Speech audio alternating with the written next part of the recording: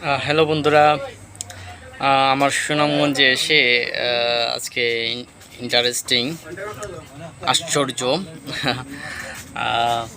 মহাবিপাকে আছি এই মুহূর্তে। মানে একটু আগে মানে আমি যার মাধ্যমে আজকে রাত্রি যাপনে থাকছিলাম, তার সাথে গল্প করছিলাম। গল্প করে জানতে পারলাম যে আসলে সে হিজড়া আর কি।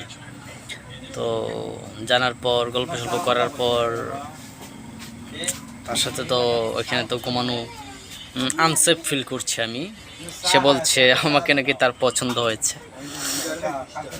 তারপর তো আমি চলে আসলাম।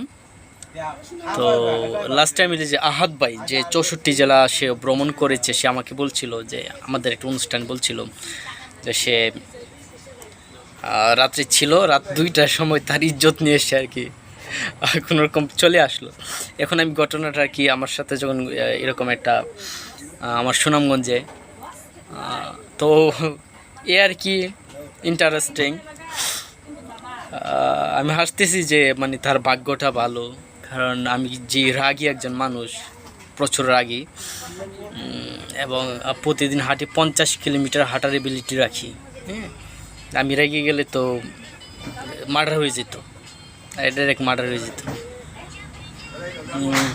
আমি বিষয়টাতে আশ্চর্য হলাম, এবং আমি যে তাকে যে মারি নাই তার ভাগ্য আর কি। এই আর কি, মানে তার গল্প শুনে আমি চলে আসি আর কি।